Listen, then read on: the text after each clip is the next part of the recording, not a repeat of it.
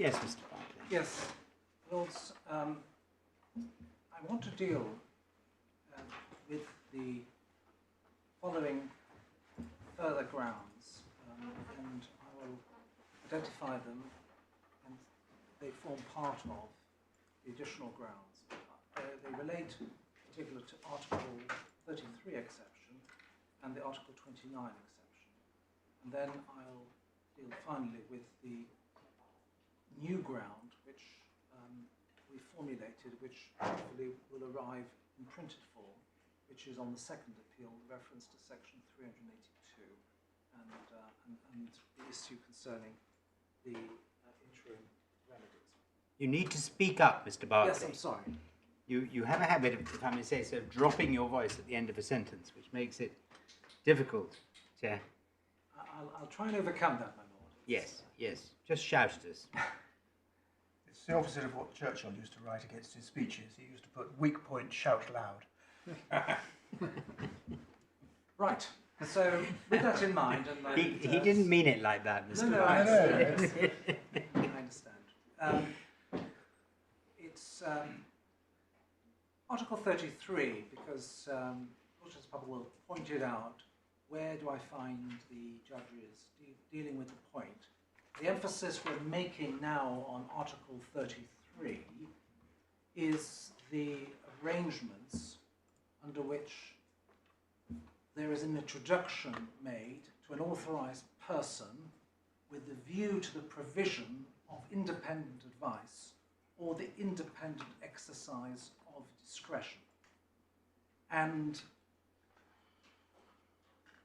specifically, given the emphasis now on the movement into the SIP following the Court of Appeals analysis in Adams and Option, what we contend for is that the Article 33 exception was available to the defendants before Mr. Johnson. And it might be helpful to take your lordships to where it appears, where this part appears within the judgment, and take your lordships to page 199.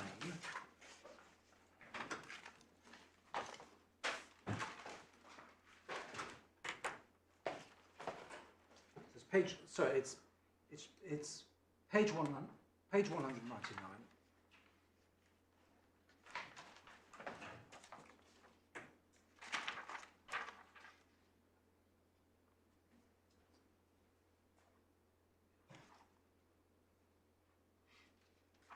And it followed my submission. Which is paragraph what? Well, I'm just going to draw attention. It's followed my submissions, which you'll see referred to paragraph 279, that the SIP administrators were required not merely to rubber stamp directions given, but owed broader regulatory obligations.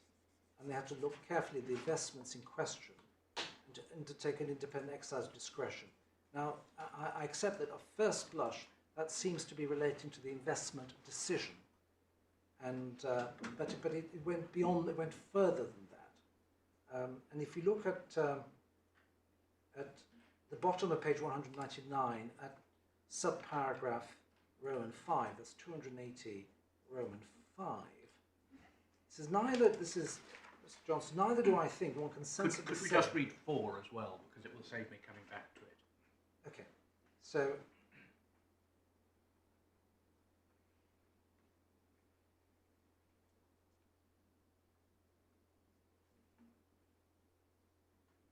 I don't know whether your lordships have read 4 now. Thank you. So 5, the judge goes on to say, neither do I think one can sensibly say that the introductions to the SIP administrators or trustees in this case, even if one accepts arrangements with nothing more than introductions, were undertaken with a view to the exercise of a discretion of the type mentioned, or in reality of any type. The purpose of the arrangements was certain not to seek to introduce consumers to someone would exercise a general discretionary power on their behalf as investment manager either. Neither do I think is realistic characterization of what happened to say that the injunction was even with a view to the SIP providers exercising a discretion in the form of a yes-no decision as to whether to accept the nominated investments or not. The purpose of the referral was in order not for the SIP providers to make a decision of that type. The purpose of the referral was so that a structure would be available through which the investments could be made. And what we're seeking to argue now, in the light of the decision of the Court of Appeal, is that one now has to look at this, considering what was the role of the SIP provider in relation to the exercise of their discretion, whether or not to permit entry into the SIP in the first place. And in our submission, once one isolates the entry into the SIP as the regulated activity, and even though there may be a hinterland to consider, such as what is the purpose, is the purpose ultimately to purchase investment products which may be unregulated, the SIP provider at that point in time, when acting as a gatekeeper, whether or not to allow the transfer into the SIP, even if that SIP provider is acting purely on an execution-only basis, we're submitting that Article 33 is engaged because the introduction to the SIP provider was with a view to the SIP provider exercising its discretion. And the discretion could have been exercised in relation to a number of things. It could have been exercised in relation to suitability of the investor.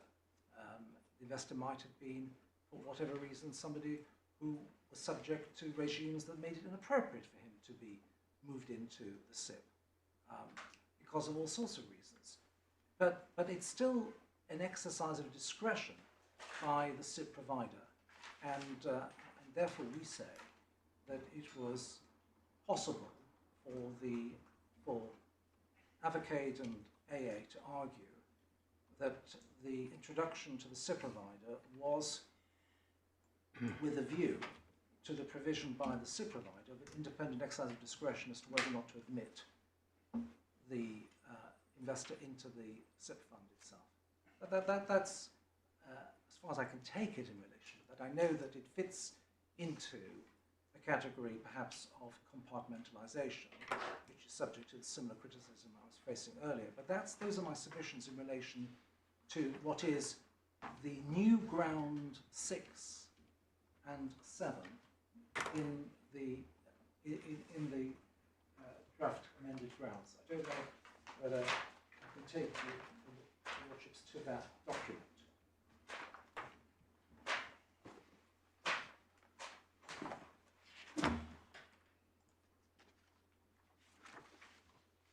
So if your lordships have the document which hopefully shows the amendments in red.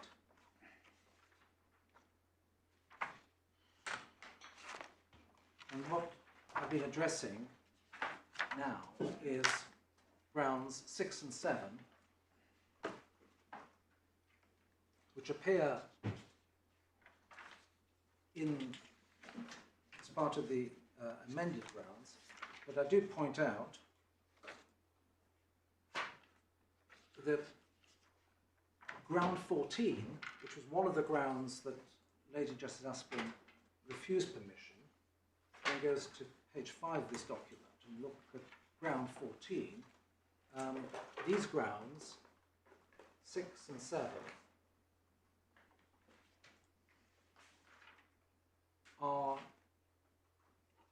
clearly also derived from also ground 14, which the Lady Justice Aspin refused permission, because ground 14 says that the learned judge failed to have regard to the role of the SIP administrator in the making of the investment decision and the transfer of the funds into the investment product. Now that may be, as one reads it, exclusively relating to the investment product, And so this is a new ground. Mass sufficient, it's a new ground which, in the light of clarification of the law by Your Lordship's Court in relation to what constitutes the regulated steps, I'm entitled to reintroduce and to suggest that grounds 6 and 7 are arguable grounds of appeal. I understand that point by reference to ground 14, which relates to the underlying investments, but do your ground 6 and 7 not also relate to the underlying investments, the decisions in relation to underlying investments, as opposed to allowing the customer to become a member of the scheme?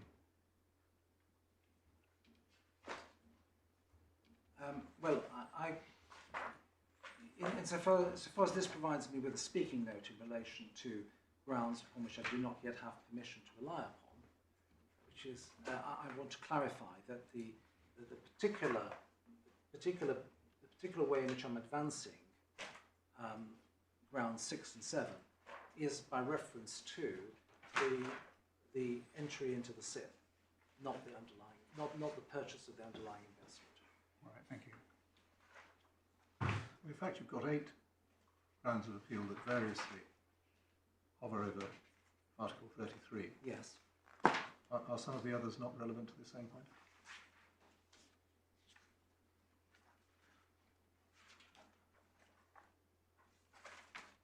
Yeah, but the question is whether I've pinned it down in the way that I've been asked, in the way that that has been suggested. The way I'm pinning it down, and the way in I understand you've identified something that you say is not the same. 14 is not the same. You say new grounds 6 and 7. But are there not other grounds that maybe, in relation to Black Star, in relation to Cherish? Well, Black Star and Cherish were providing advice. They weren't. Black Star were not SIP providers. So I see. they weren't like Guinness McMahon or SIP. The point about Guinness McMahon and Liberty SIP and the other SIP providers is that the way in which clearly I couldn't rely on the judge's finding upon independent advice by any of these entities who were IFAs, because the judge made findings in relation to that. What I do say, however, is that the judge is that there was clearly a discretion on the part of the SIP provider whether to admit the investor into the SIP, and insofar as the judge may well have been influenced by looking at the whole activities, including the purchase of the investment, as a continuum, we say that was the wrong approach, because for the purposes of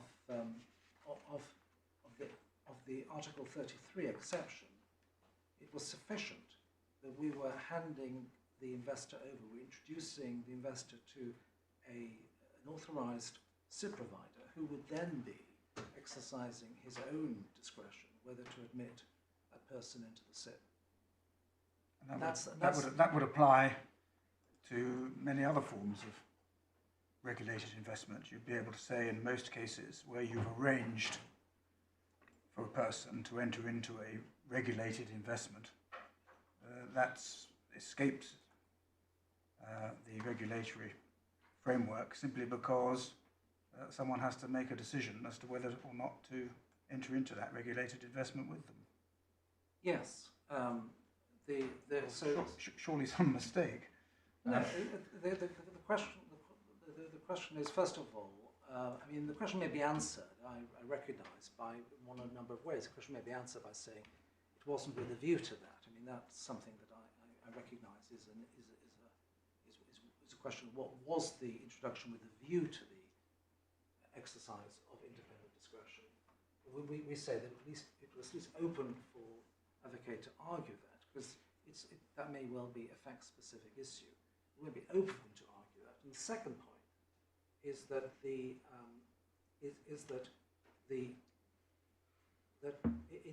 it's not like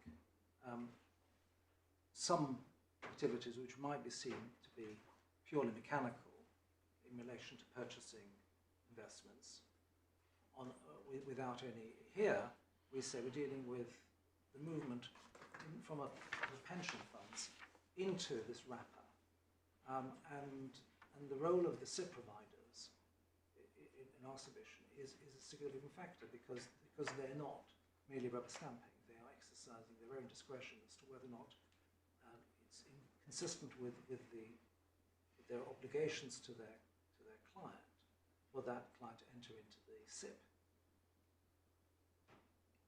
Right. But I don't think I can take it any further. But that's what I say is the way I'm seeking to advance that additional ground. And I then come to, if I may, to the Article 29 exception. But sorry, just before you do so, what is there in Prin or Cobbs which bears on the decision of a SIP investor to take on a client as opposed to the investments within a SIP? Is there anything? Well, there's the duty to act in the client's best interests, which I think is Cobbs 2.2.1. Well, once they become a client.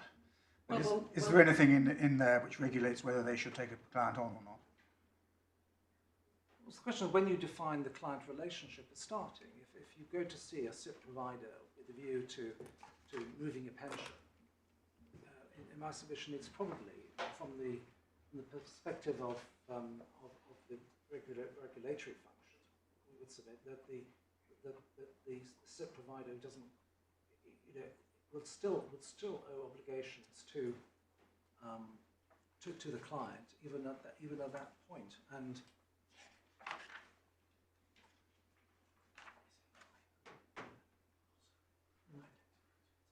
yes, and I'm reminded by my learned friend Mr. McGarry that the word client in Cobbs includes a potential client. Thank you.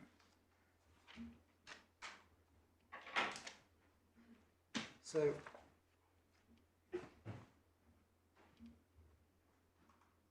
I can then turn to the Article 29 exception, and because this does form an entirely new ground, and it's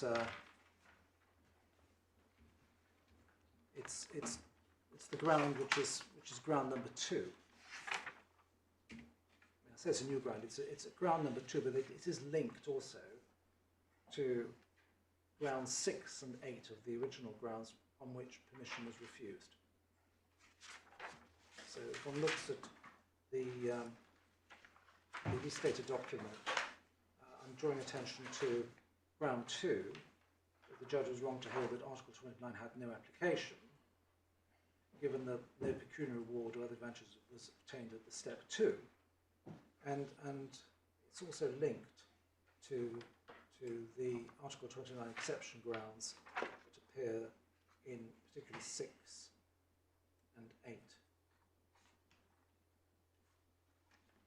When you say linked, you mean it's the same? Different. It's the same in terms of the error to fail to allow the defendants to rely upon the exception, but it's different because it specifically focuses on the absence of a pecuniary reward or financial advantage obtained at the step 2 stage. So to that extent, it's drawing attention to the Adams point of isolating the transfer into the SIP. The pecuniary reward has to arise out of the making of the arrangement. Yeah, so I was going to take you, Lordships, to that briefly. So if I could go back to the authorities bundle and to page 40 there. I've got there the exclusion. Sorry, where are you going? So I'm going to page 40 Of what? of the authorities bundle. Yeah.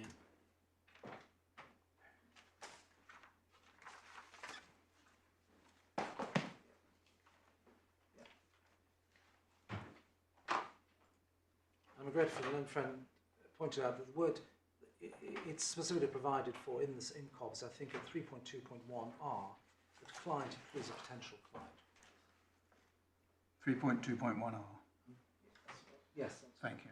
being advised as the reference point for that. So I'm looking at page 40 in the authorities bundle, and to looking at Article 29.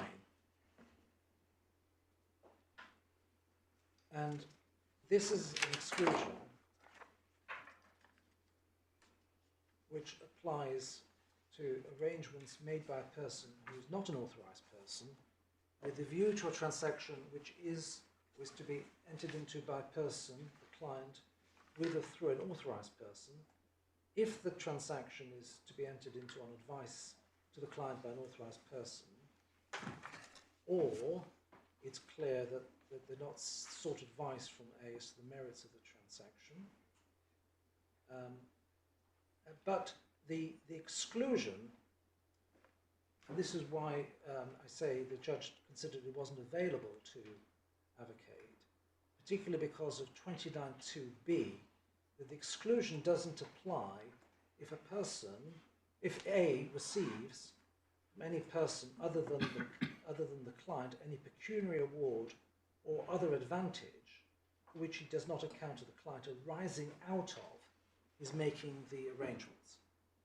So now the judge deals with that at page 191 of the judgment of the core bundle, paragraph 248.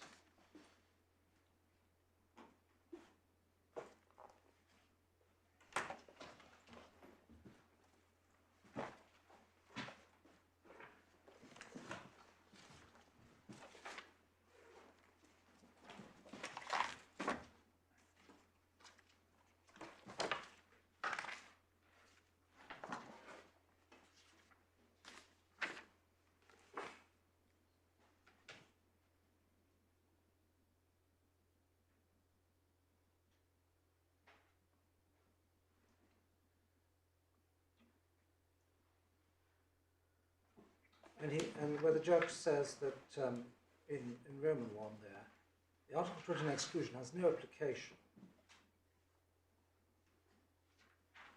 if the arranger, here Avacade, receives any pecuniary reward or other advantage arising out of his making the arrangements. And here's the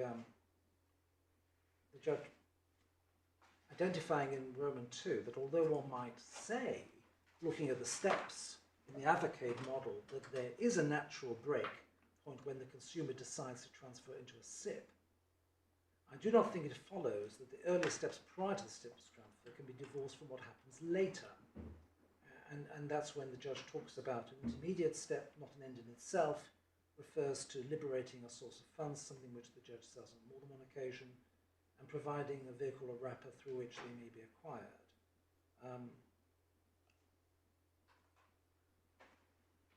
And in Roman 5, the judge deals with the question of arising,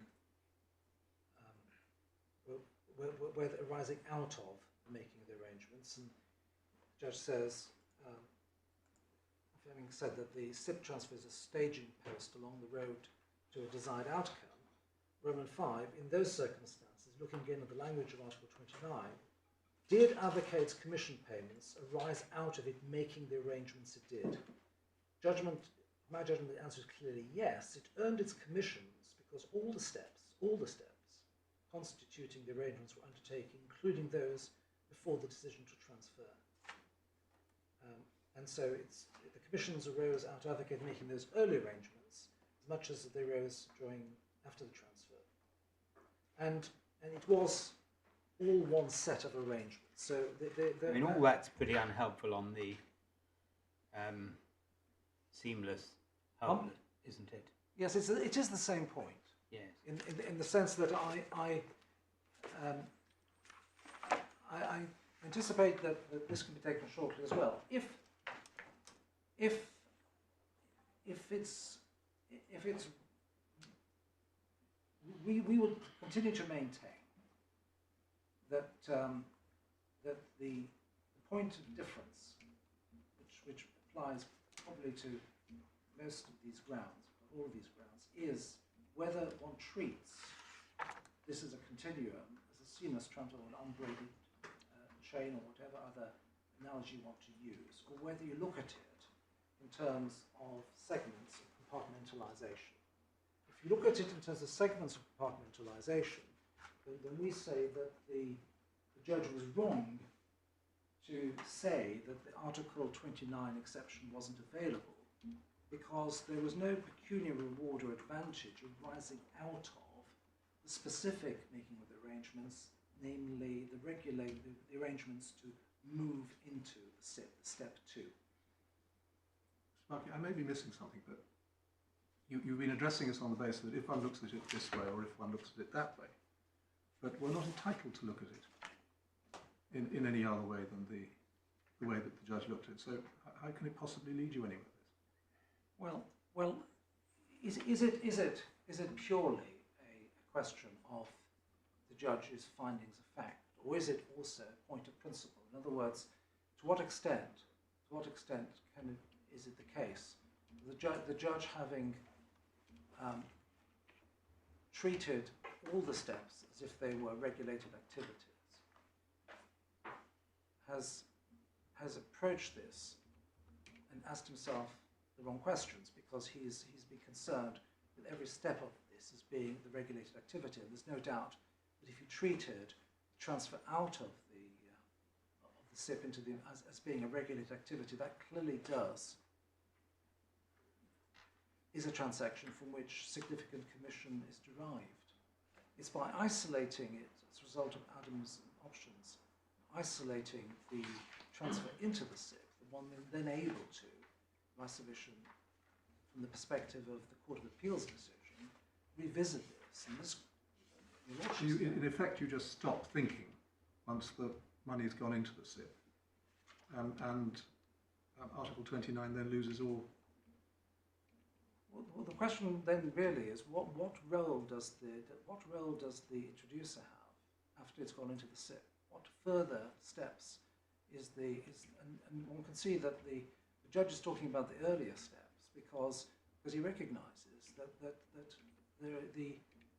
within the SIP the introducer, the Avacade party, is not actually influencing the decision thereafter. It's within the SIP. Now, but that means, as a profit maker, you evade the restriction on Article 29, take advantage of it. We would say we can take advantage of Article 29 because Article 29 has an application on a fair reading of Article 29, because the making of the arrangements, if we're right, the making of arrangements is limited to the entering into the SIP, but that making of the arrangements are commission free, largely, with some limited exception. So that's all I intend to say in relation to the Article 29 exception. Sorry to hold you up, but you've addressed us on what the judge decided in relation to 29(2)(b), which is the provision that disapplies Article 29. Yes. I understand what you say about that, but there are some earlier stages, aren't there, which is whether it applies at all. If we look at A and B, there has to be the transaction, we're now looking at the entry into the SIP, has to be entered into on advice to the client by an authorised person. Now that didn't occur, as the judge found in the vast majority of cases, or it's clear in all the circumstances that the client, in his capacity as an investor, is not seeking and hasn't sought advice from A as to the merits of the client's entering into the transaction. And the judge found, on the contrary, that your clients had given advice. So before we get to disapplication in 29(2), why are we in 29 anyway? I recognise the force of that. I recognise the force of that, and again, I question whether or not, if the judge comes to the conclusion that 29, Article 29 exception did not have any application at all, then in my submission, he was, on our analysis, he was wrong. He was wrong in law in coming to that. And if he was to revisit that on the basis that it was in play and that it was available, then in our submission, his approach to the evidence might have been different, because what he'd been looking for would have been somewhat different.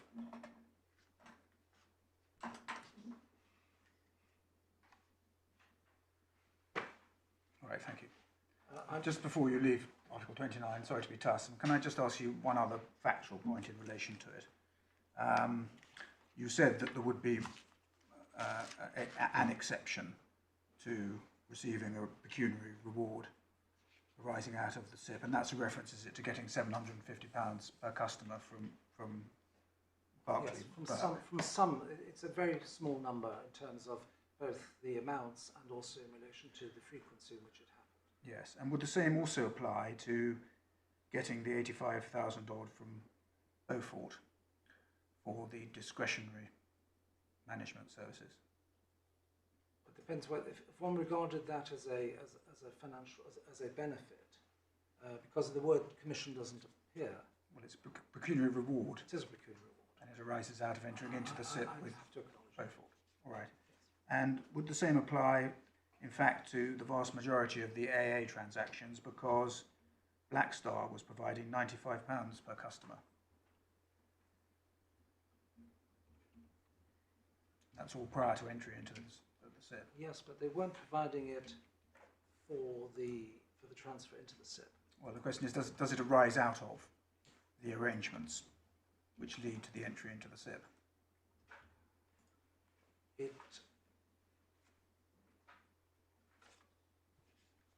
Well, it's difficult to see how it could arise out of if it occurs first in time. No, it arises out of the arrangements. You have arrangements which are made. Part of those arrangements involve a referral to Black Star, and Black Star providing £95 per customer. Yes. And then, as a result of the arrangements, which include the referral to Black Star, the SIP is entered into. Yes, I can also see the force of that as well. Yes. Thank you. That then leads me, subject to, as I say, we have actually formulated an additional ground which addresses the Section 382 issue, which I identified before the luncheon adjournment. I don't know whether that document is now available for circulation.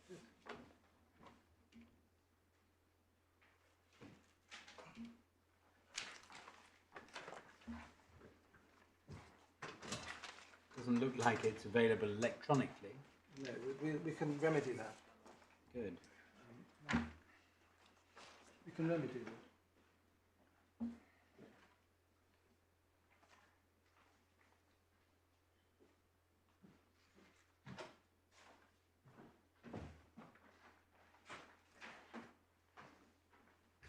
Thank you.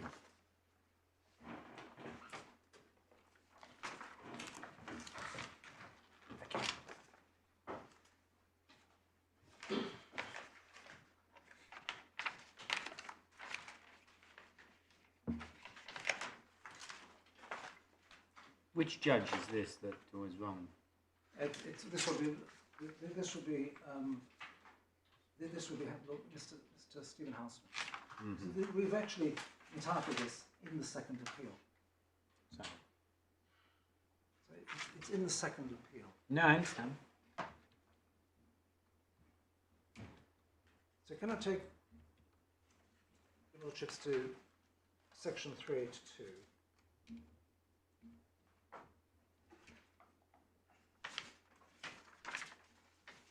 And to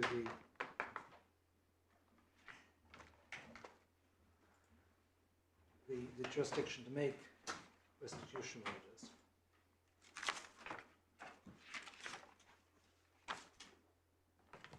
And the key words are that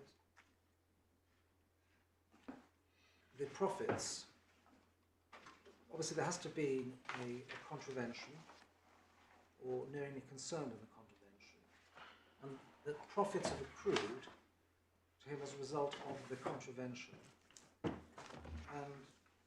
that one or more persons have suffered loss, been adversely affected as a result of the contravention. And then the court has got the power to make orders.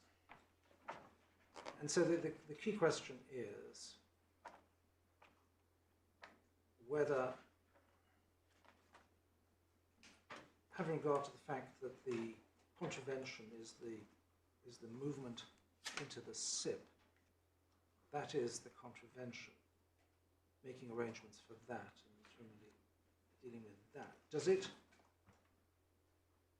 follow that the profits that have accrued to Avacade and others, are they a result of the contravention, and is the loss which have been suffered as a result of the contravention?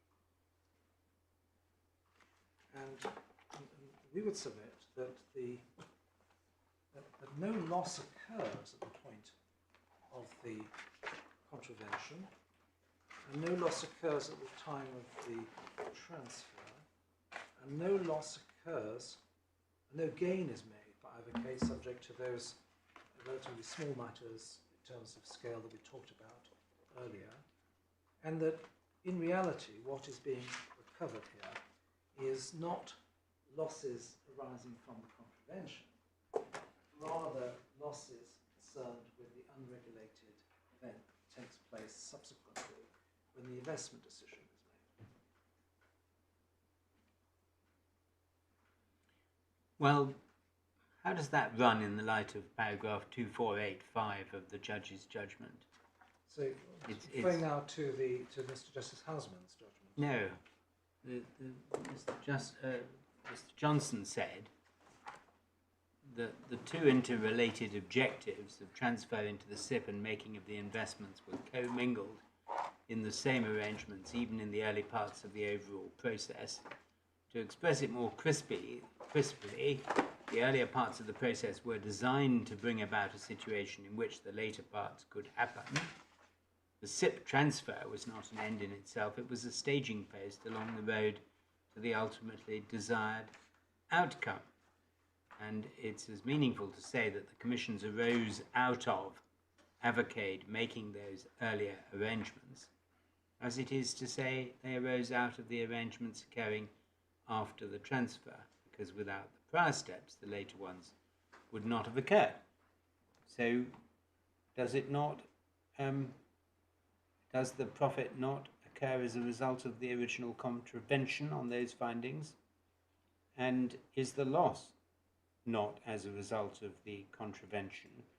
And doesn't the court have discretion under 3822 to award such sum as appears to the court to be just?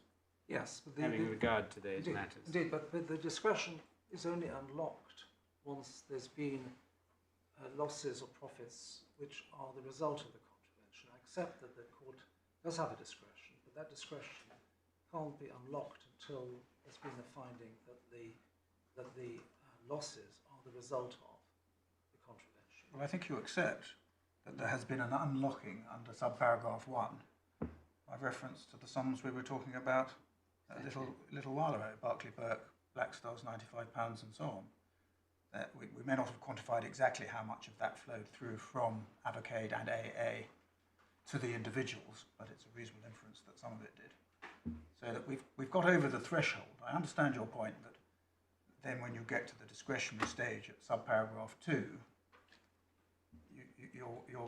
your submission is one should only exercise it by reference to those sums. But Yes. strictly speaking, we've got over the threshold. Well, we only to this extent, because whilst I'm not able to be empirical about this, if one takes cumulatively all the examples that Justice Popplewell gave of where there was an immediate remuneration or benefit to Avacade or AA at the point of the transfer into the SIP or the making of the arrangements for that, the scale is very different.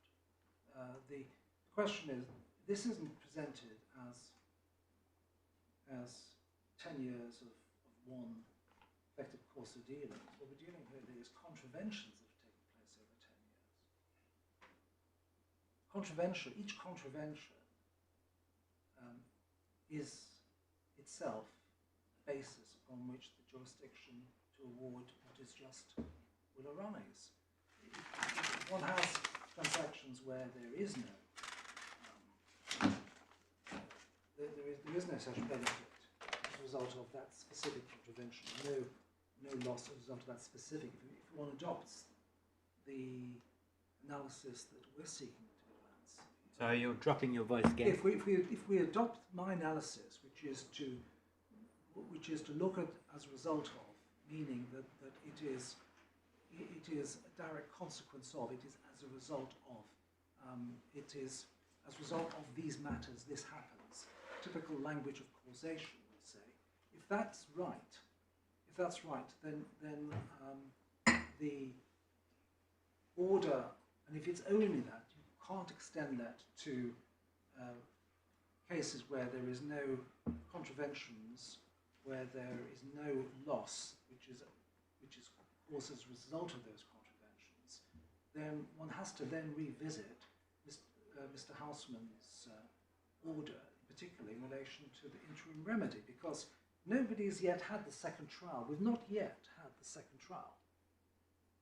This was, in effect, an interim order, and in my submission, it would be wrong in principle for if we're right in our submission, it would be wrong in principle for Mr. Houseman's order to remain when, on a proper inquiry, which will take place in the second trial, as to what are the losses or the benefits that result from the specific contraventions, perhaps having regard to those contraventions that Justice Popplewell identified.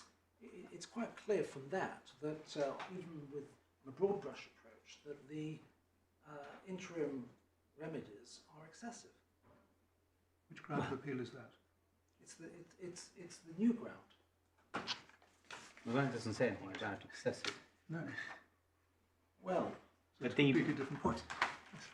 But I mean, the bigger point is that when we read Mr. Houseman makes it abundantly clear that he is being so generous to the defendants that he himself has reservations about how generous he's been, and says that this is the absolutely bare minimum. I mean, the only point you've got is the point that it's simply not open to him to compensate for the stage 4 loss. yes. I mean, I understand you make that point, and that's in your new Yeah. ground. But to say that there must be a trial and it's all very unfair is, I'm afraid, not something that's in your grounds, and not really something. No. When I say there has to be a trial, that's not necessary for me to be in my grounds. That is where we are procedurally. What happened was there was a. No, we understand what an IRO is. No. But what I'm saying is, it's not a determination. It's We understand that. Yes. So it's not that I'm seeking to generate a trial. Theoretically, there's a requirement for a trial. I mean, the fact of the matter is that given the size of the interim remedies orders, it may be that it's not affordable, and that's the end of it. I mean, that can be the result of this. It may not be a second trial, but what I say is that it's if I'm right on my new ground in relation to Section 382, then the IROs, particularly in the quantum that they're currently in, have to be revisited. Right. Good. Okay. That It's a straightforward ground anyway. yes, I'm grateful for that indication. There's just for the avoidance of doubt, there are some further additional grounds that are set out in our document, and I just want to indicate that that You're not abandoning them. I'm not advancing 3, 4, and 5. There's a missing T at the beginning of 3. Yes. So if so, I just need to deal with now with the issue of jurisdiction to entertain the. Yes.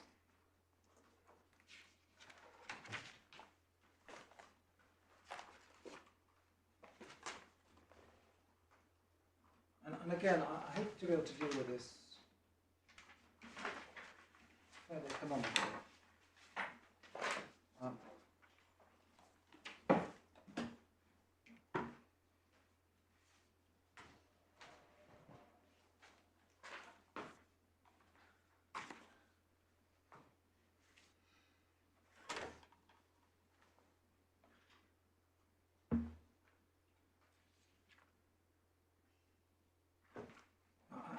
I say I'll deal with this economically. I recognise that the point may be important from the perspective of your Lordship's court.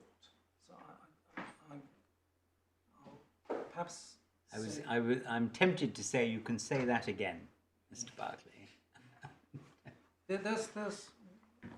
I don't know whether this point has arisen at all recently, or whether your Lordships have considered the point. It certainly, speaking from this side of the bar, we're obviously conscious of the fact that the whole regime in relation to obtaining permission significantly changed when as a default, permission for appeal was granted. Yes. We heard argument about that in a recent case in which I sat and will be delivering a judgment shortly on the subject. So there is some tension, we say, between particularly the reopening of final appeals the reopening. There is a tension within CPL 52. Sorry, which? I'm looking at the white book. Yes, where are you looking at the white book? Part. So I'm looking at the current edition, page 1893. Yeah, that's the most unhelpful thing for me. Yeah, but sorry, I'm terribly sorry. It's CPR 52, Rule 52, 30, and Yes. and it's 7. Taylor and Lawrence. There is no right of appeal or review from the decision of the judge on the application for permission, which is final. Mm-hmm.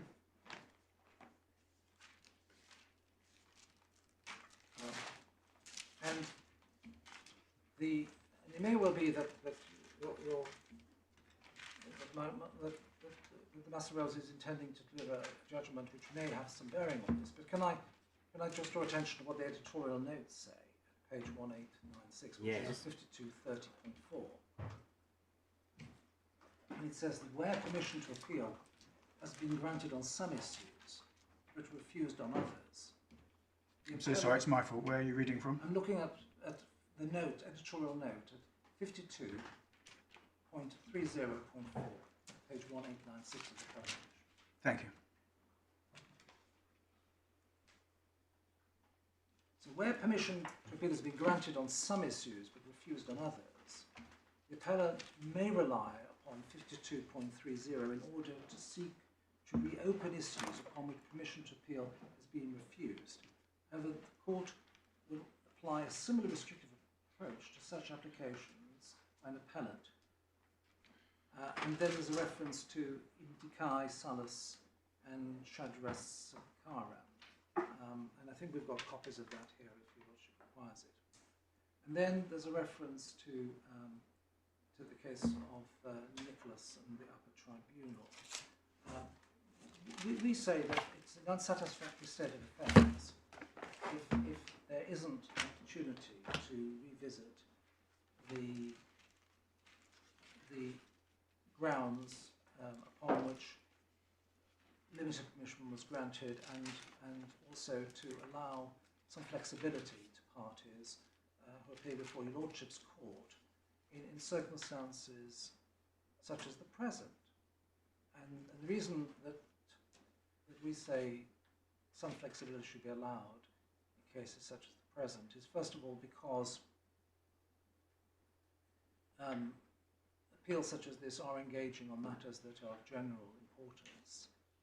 And secondly, as has been apparent in the course of today, a great deal of the argument that we've been advancing today and the seeking to reopen arguments that permission was refused upon or to extend grounds has been responding to the judgment of this court in Adams and Options, which Yes, but unfortunately, there has to be finality in litigation. Yes.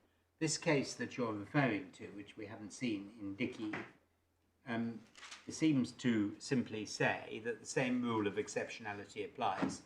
In other words, Taylor and Lawrence applies.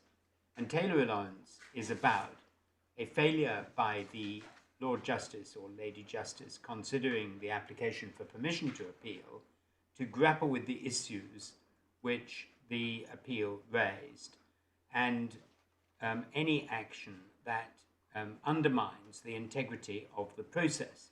And what this is something completely different, and it's perfectly clear from the authorities, Taylor and Lawrence, and the other cases that follow it, right up to the most recent decision in, keep on forgetting the name, Jaffray, and then another one recently given, that it's not open to you to say the law has changed, because otherwise, when the law changes, you could go back as many years as you wanted to and come along with the Taylor and Lawrence application to reopen a refusal of permission to appeal. So there is an element of fortuity about this, of course. If you're refused permission to appeal on Monday, and on Thursday the Supreme Court delivers judgment changing the law so that you would have got permission on the Monday had they known, that is, as you might say, unfortunately, bad luck, because there must be finality to litigation. yes, And that is, it's not Monday to Thursday, but that's this case well, on Adams. so yes, the question really is whether or not what your lordships are engaged in is striking a balance. Well, I don't think we're striking a balance. We're dealing with the exceptionality within the confines of the authority that binds us on Taylor and Lawrence. But I think you have a slightly more nuanced point when dealing with the grounds on which you have been given permission to appeal, and of course the need for us to dispose of the appeal that is before us according to the law that now prevails. Yes. So we do have to take Adams into account in dealing with your grounds 1, 2, 3, and 9, certainly, but you're going to need to persuade me at least that it is relevant to the question, or it is sufficient to allow us to give you further grounds that have been already either rejected or not been raised. That's what I'm concerned about. I mean, if you had a completely new ground, like ground 15, connected with ground 1, 2, and 3, because it's a causation issue, and not raised before Lady Justice Asplin, and something that the court might want to deal with, then question, do you need to come within Taylor and Lawrence?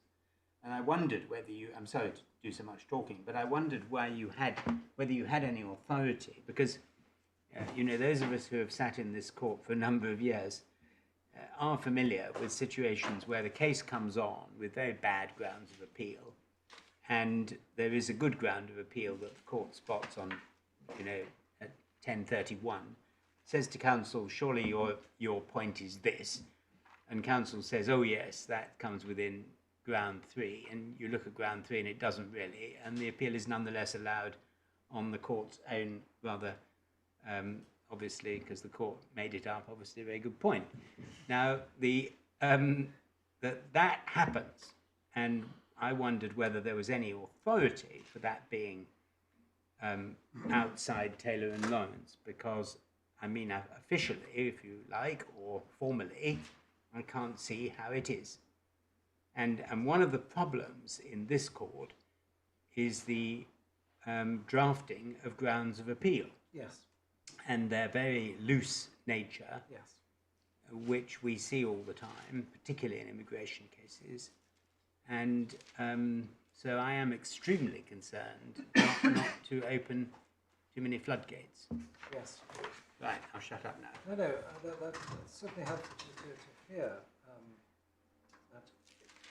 Can I just, can you excuse my back whilst I Yes, take some instructions in relation to that?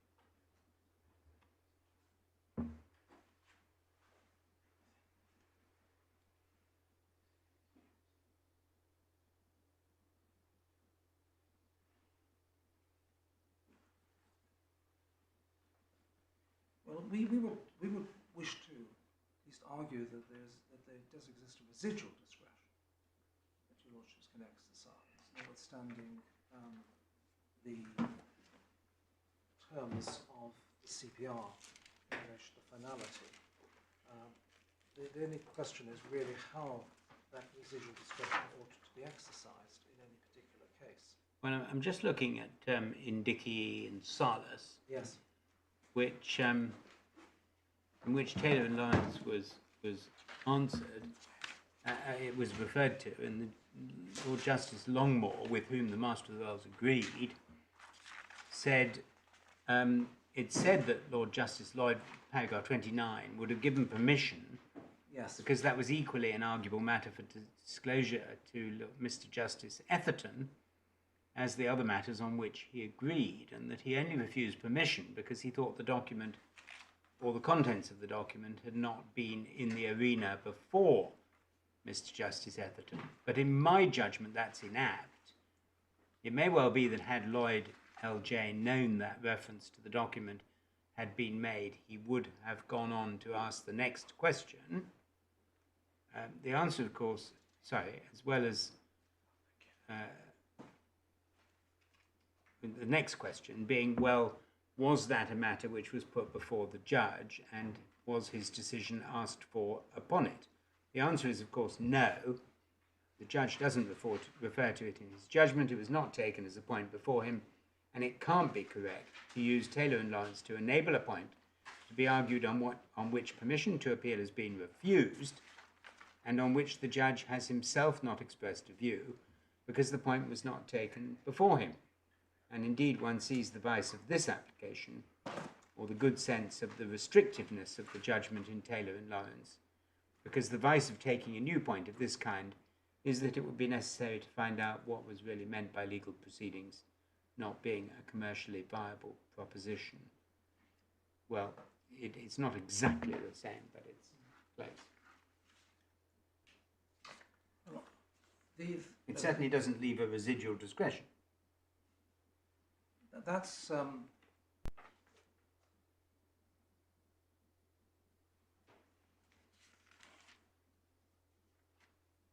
right, but I think that the the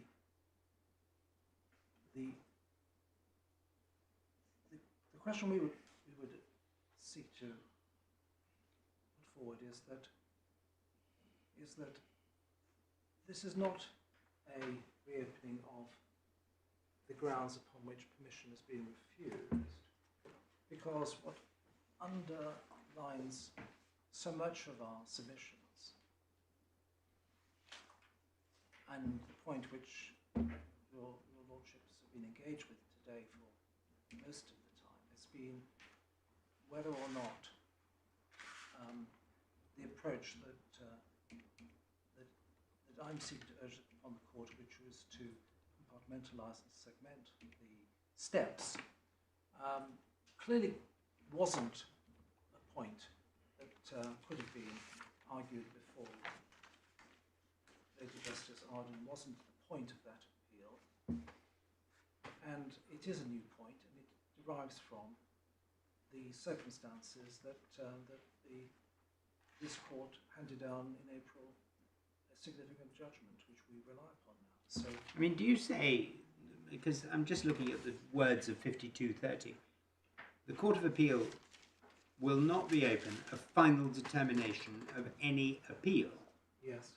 unless it's necessary to do so to avoid real injustice. You say, I suppose, do you, this is not reopening the final determination of an appeal because there is an appeal. So it's absolutely inapplicable, only applicable by analogy, as we see from Lord Justice Longmore. Is that what you say? Sub 2. Yeah. And then sub 2 includes an application for permission to appeal. And then 7. 7, which is final, yeah, but that's the yeah. I mean, I'm extremely surprised there's no authority of the kind I jokingly suggested, because it does happen. yes. You there isn't any that you've been. Have you looked?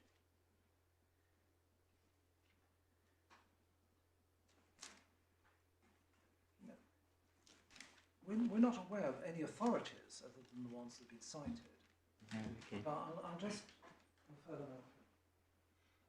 Well, maybe we will be going into tomorrow, so maybe you can look at it overnight. I think it's quite an important point.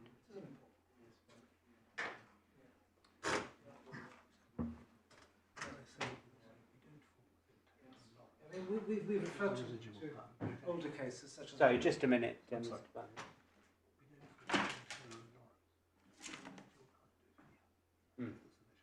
That's the submission. Well, except that Taylor's allowance is appeal dismissed. Yes, I see. Yeah.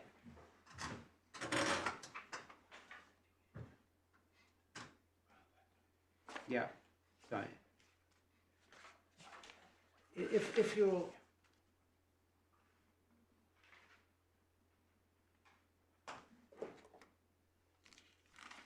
there's a couple of authorities that we have referred to, which are older authorities. The first was Muriki, which it's in the your lordship's got the additional bundle of authorities. No, but I've got Ricky. So, Sorry? so I'm looking at paragraph 28 in Muriki. It's behind tab 8.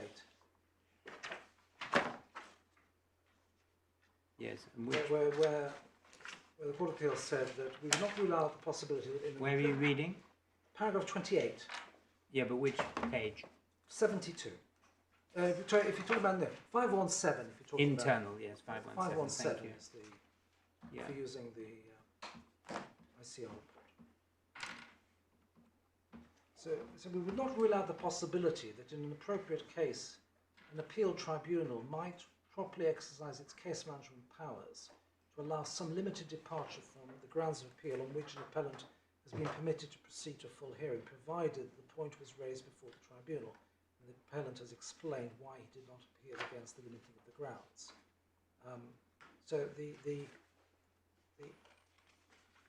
there's a recognition, at least, that there is some flexibility, which may be what Nasser was saying about expanding or developing grounds. This is about the EAT procedure rules. Though, It is.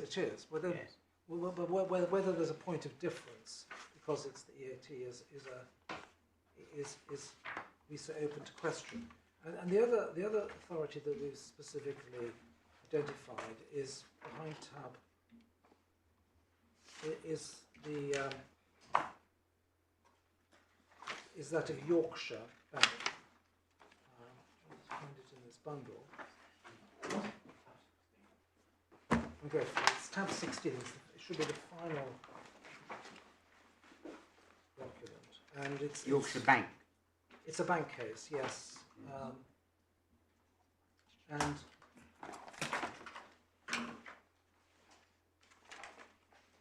if one goes to page 1725, that's 1725.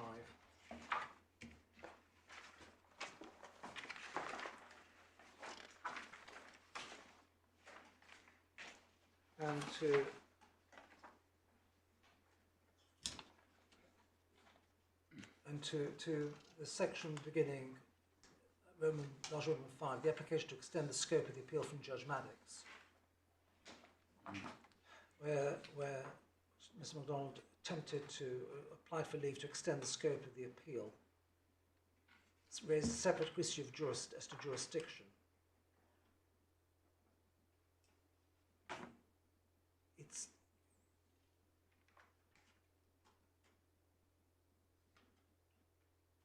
And refers to Greenall's and Management and Carnarvon, where Lord Wolfmaster Rolls identified 3 categories of leave to appeal which might be granted. General leave accompanied by non-mandatory application of those grounds on which is an arguable case, and leave to appeal on one or more other grounds or issues. And this case fell within the 3rd category. And he said, if he gets the 3rd category, yes, still open to the appeal. Still open to him to rely on further grounds. Yes. That's Lord Justice Robert Walker. Yes. So that might assist as well in relation to the this issue, which is of general application, and I'm sure. But were the rules in the same form then?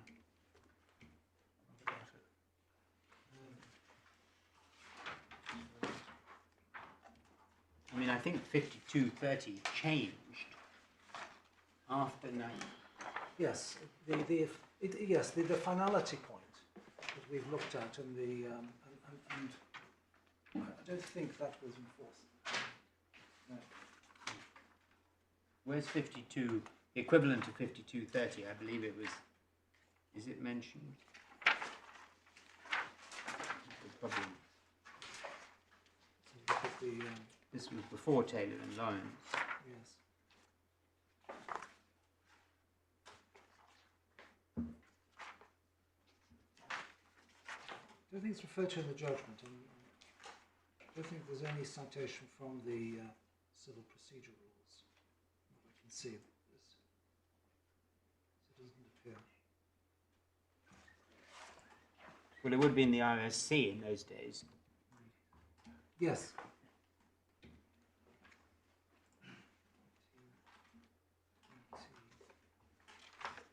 Yes, it was on.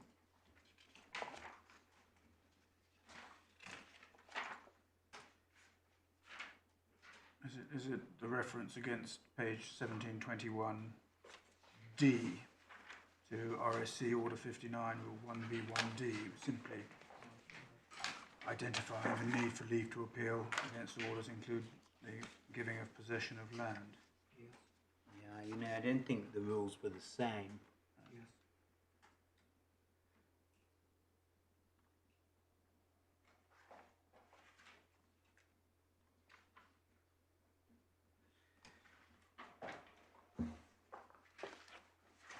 Well, I think that's all I can assist Your Lordship with in relation to the jurisdiction issue.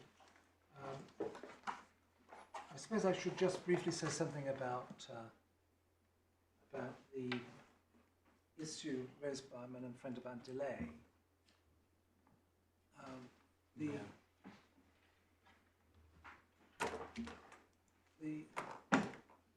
position is that Adams'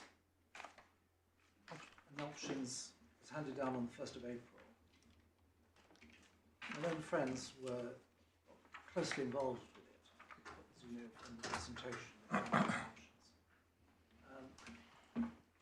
Although my own friend, Mr. McGarry and myself, did appear on behalf of these appellants in the court below in front of Mr. Johnson, although even then we only came in the course of the trial, as you may have seen from the judgment. We weren't generally retained by the appellants, and we say that we have responded to the shift resulting from Adams and options with reasonable diligence, and we were able to respond to the skeleton argument which was produced by my own friends in May, and we produced our submissions in June. It's in my submission, subject, of course, to the Lordship's view of the merits and the other factors. In my submission, if there is jurisdiction, and if there is merit to these additional grounds, and particularly having regard to the fact that your Lordships have heard the argument in my essay today, my own friend will have the opportunity to respond if called upon. In my submission, it's clear that it would cause more prejudice to the appellants if they weren't able to rely upon these grounds on the basis of what we would say is actually no culpable delay, in any event delay measured in weeks. So I don't think that I have anything further to say in relation to why your Lordships should entertain these additional grounds. In my submission, they are open for your Lordships to consider and to deliver a judgment upon. Subject to any further instructions I may receive, but those are effective my submissions. Thank you. Thank you very much, Mr. Barclay. Mr. Vinyl. My Lords, there are, I think, 7 points I need to deal with on the substance, which I'd identify as follows. Firstly, the shape of the overall Avacade scheme and how it compares to what the court was dealing with in Adams. Secondly, the Adams security point. And in dealing with that, I will endeavour to deal with the Master of the Rolls question at 10:33 or thereabouts this morning, as to exactly what its consequences are, which is not altogether a straightforward question to answer, but the answer is no. I try and ask difficult questions. To the question, Your Lordship put. The third is the consequences of the Adams security point for Avacade. Does it blow a hole in the case, and perhaps I might put it this way, is it above or below the waterline? Then I want to deal, having dealt with the consequences of Adams, with, so this would be my fourth point, RAO 25, fifth point RAO 33, sixth point RAO 29, and seventh point, de Benet, as it were, the new section 382 point. If I'm lucky, I may get through that today. I would prefer, I think, to reserve till tomorrow morning exactly what we say on the procedural permission to appeal point, having heard some of the cases mentioned. That's not straightforward either, it seems to us. No, I think it would be helpful if both sides did a little work on this overnight, because it seems to me that, at least arguably, Taylor and Lawrence is not, the 5230 is applicable only by analogy, probably very powerfully by analogy, and maybe on authority too because of indici, but I think one needs just to make sure that the court is properly informed of all authorities precisely on point, which is where permission has been given on grounds 1, 2 and 3, and then they come to court and seek to argue a related ground for. Yeah. Yeah. So, point number one, the overall shape of the Avacade model. And I can take this quite quickly, I think, because I'm sure your lordships have it, but I did want to draw an analogy with the Adams case, because at first blush, the Adams case seems very different, because the FCA wasn't a party, only an intervener in the Court of Appeal, and the parties to it are different. But in both of these cases, the underlying factual position is large numbers of individuals with pensions. There might be personal pensions, but they're much more likely occupational pensions. They're the starting point. Lady Justice Andrews, in the Adams case, talked about individuals who may be gullible, greedy, or desperate. And that's a very resonating description. But the FCA would say that some of those people might not fit into those categories, but might simply be completely unsophisticated in terms of financial services, without the experience or knowledge or perhaps education critically to evaluate the pros and cons of various courses of action, including those courses of action opened up to them by the pensions liberalisation. Ordinary people. Ordinary, honest people, many of whom have worked for a long time to accrue relatively modest pots, actually, in occupational pension schemes, but schemes which are run by professional trustees. Anyway, those people, that's sort of the starting point, point number one, the individuals. And those are the people we're talking about here. We're not talking about big investors with vast pension pots, I assume. There was a big variety, but I can't support this from the evidence, but you might be talking about a 50 or 100 or perhaps £200,000 pension pot. Max. I think some were probably over that, but that's what we're talking about fundamentally. Did it all go into these investments? I mean, did customarily the whole thing? It did.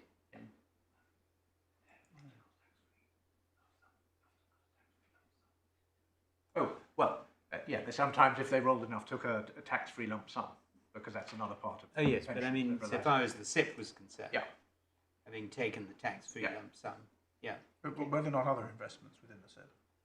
Oh, well, there could be, and some people did put money into other things, but many of them put it entirely into the range of promoted investment. I thought the complaint in relation to Pareba, for example, the dissatisfaction was that they weren't getting 50 to 60% of the value of the SIP invested in that particular investment. Yes, that's right. At the late stage, that is right. Some stuff was going elsewhere.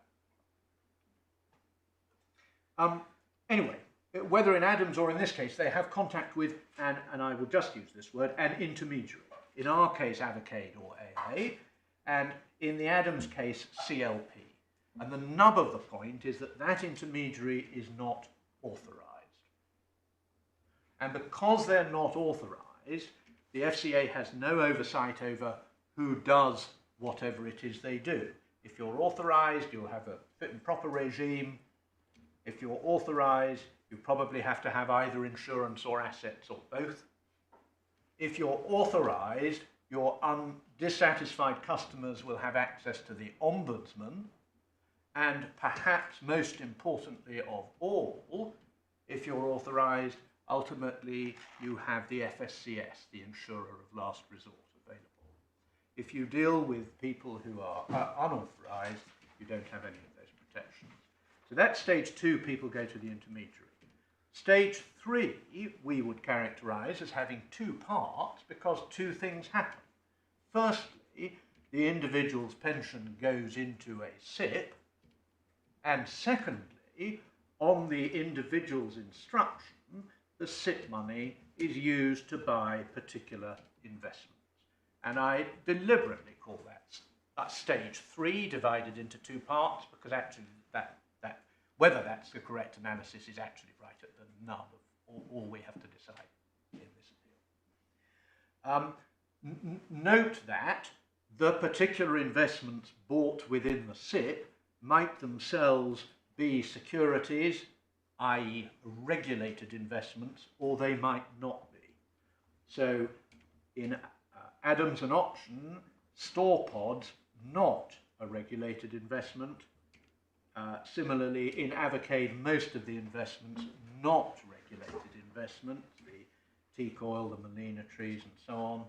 But in the Avacade case, sometimes a regulated investment, the REI USA bond, or with AA, the Para-EBA bond. Fourthly, note that there might or might not be some involvement of an IFA, ex hypothesi authorised, at the stage of selecting the underlying investment. And of course that might be very important. And if so, what exactly were they doing? Then what we would characterise as the fifth and absolutely critical feature from a commercial perspective, which is that the intermediary is funded overwhelmingly, not exclusively, but overwhelmingly by so-called commissions paid by the provider of the underlying investment into which the pension holders' monies go. And so, and I know the court has got this point, but in Adams, CLP get 10 to 12%, we see that paragraph 26 of the Adams judgment, of which it seems they keep some, but gave some back to Mr. Adams. See paragraph 24. In Avacade, and the reference in the bundle is the judgment at 166, but as the court has seen, what we would characterise as strikingly large commissions are paid. 16.3% for sustainable agroenergy, 12.5% for ethical forestry, much the biggest in terms of volume, and global plantations 20% or thereabouts. And those, the fact that those payments were made were not disclosed to the consumers in Avacade. And that is important because it shows that from a commercial, we would say from a realistic point of view, the entire business model depends not just on the transfer into a SIP, but depends on the very thing which the transfer into the SIP allows to happen, which is to invest in supposed investments yielding, as it happens, allegedly high rates of return, but certainly yielding for the intermediary very high rates of commission. And so we say the SIP is a completely necessary step, not least because no competent pension trustee would ever invest in these so-called investments. Could I just fill in a gap in my understanding? The money, whether it's 10% or 15% or 20%, is being paid to CBP or Avacade or AA or whoever it is, precisely by whom? By the promoter of the Melina trees or whatever it is. So the money comes out of the SIP and it goes into whatever entity it is, which says we'll buy Melina trees, yes. And they then rebate, if you like. Right, so thereby weakening the promoter and the business into which the investor is placing their money. And again, my lord, for the financially sophisticated, if they knew about the rebate, they would say, good heavens, that means actually only 80% of my money is going to buy teak trees. So the rates of return look even more impressive. Amalgamate the two transactions and subtract it from their funds. Exactly.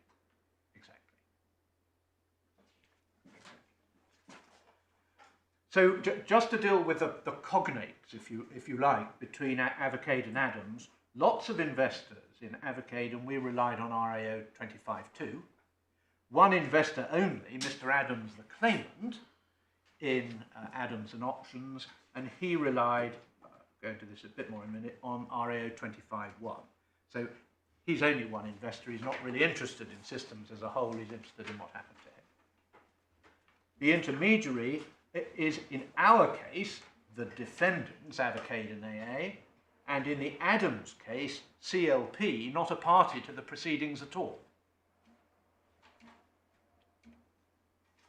The underlying investments are a mixture in our case and just one, in the Adams case, the store bonds. The SIP providers, a mixture in our case. In the Adams case, only one, or option SIP or carries, and the defendant. The SIP providers not being a party in our case. So the parties are totally different, but the pattern of transactions that are being dealt with are the same.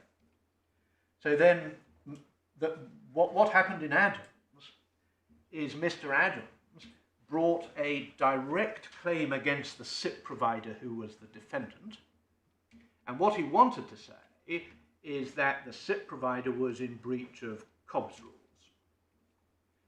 And the SIP provider essentially said, oh, I'm a non-discretionary execution only SIP provider, I haven't breached any rules. Mr. Adams' claim against the SIP provider, direct claim against the SIP provider, failed at first instance and didn't need to be resolved by the Court of Appeal. I was sent by the FCA to say to the Court of Appeal it would be very helpful if you could give some assistance on this, but the Court of Appeal didn't. They felt it not necessary to do so. So how then did Mr. Adams succeed? Well, he contended that CLP, the Avacade cognate, the intermediary, was guilty of contravening the general prohibition, i.e. carrying out regulated activities when not authorised, exactly what we as the regulator contended against Avacade. We might ask, why did he bother to do that when he didn't have the intermediary there? And the answer is because, he said, that allowed him, Mr. Adams, to unravel the SIP. And it allowed him to unravel the SIP using FISMA section 27 and section 28. And we don't need to bother about that at all, but that's why the question of is it, and if so, to what extent is it, a regulated activity came up.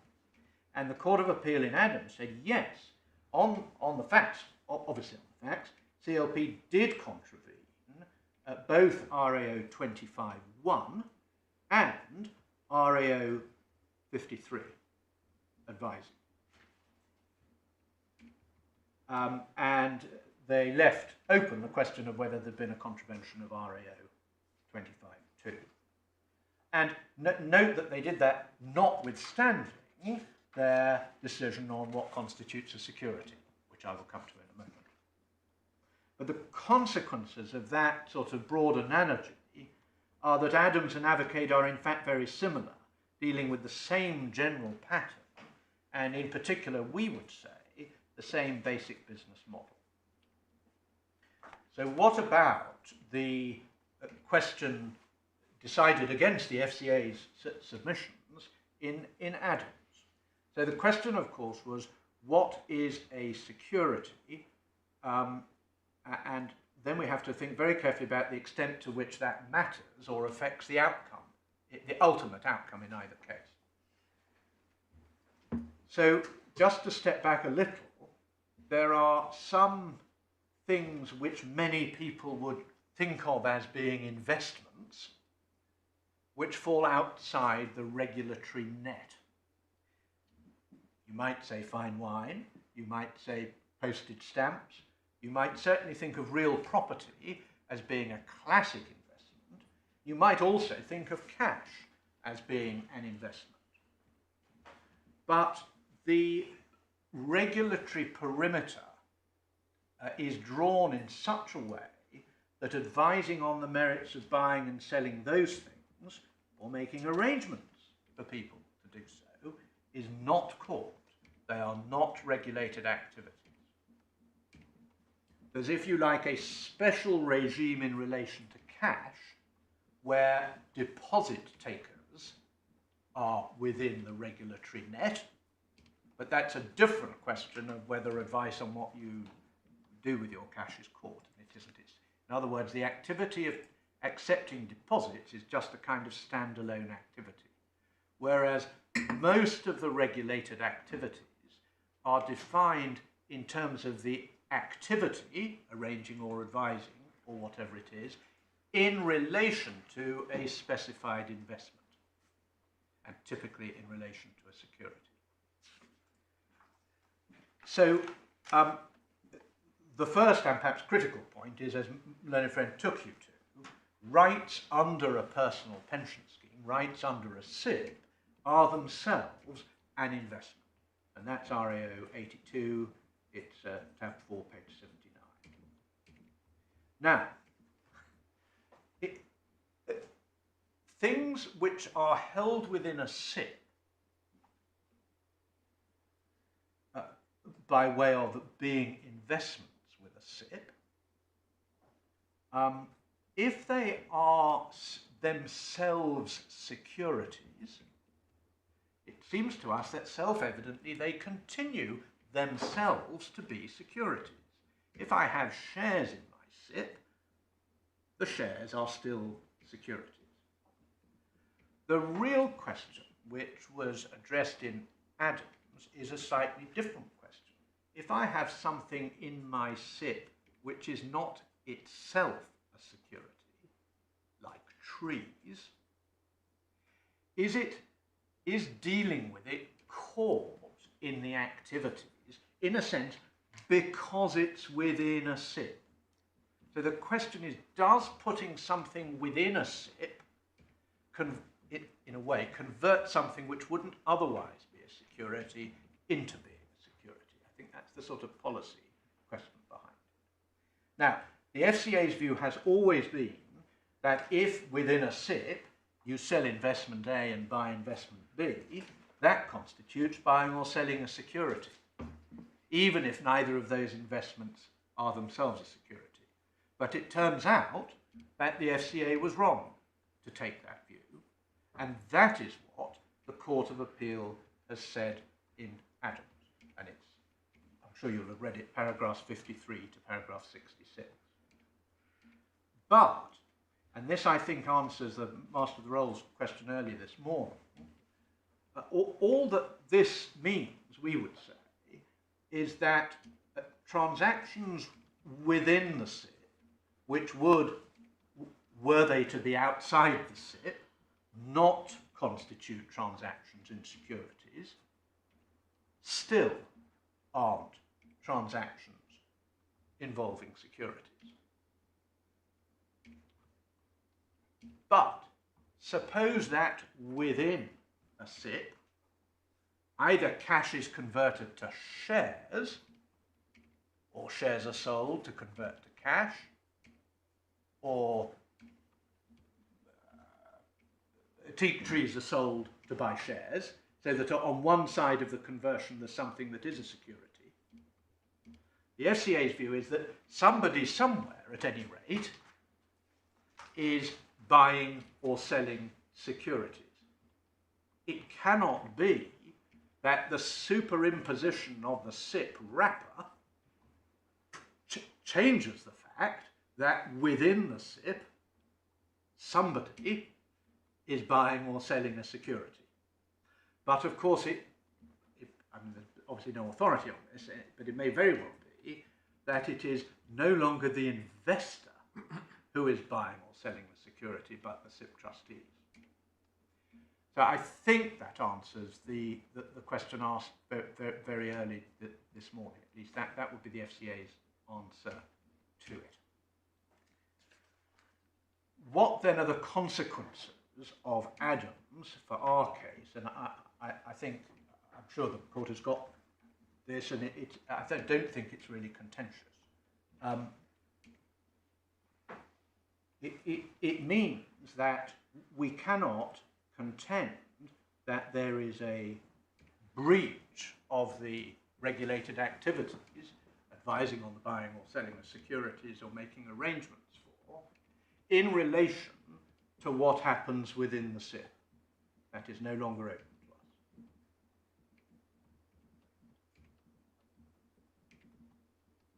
But if you ask the question, what is the consequence of that for the outcome in our case, it depends essentially, I think, probably entirely on whether you can compartmentalize what happens into watertight compartments so as to separate making arrangements for the SIP from making arrangements for the SIP to invest in unregistered investments, unregulated investments,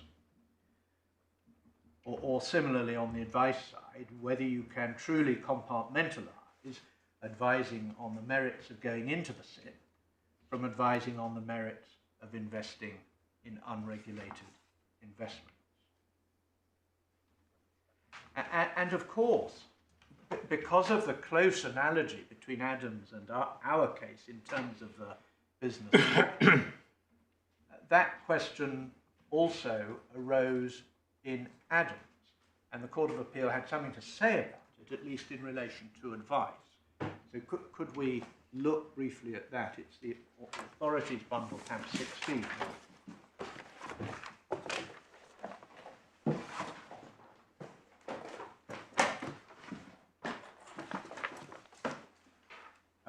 Paragraph 79.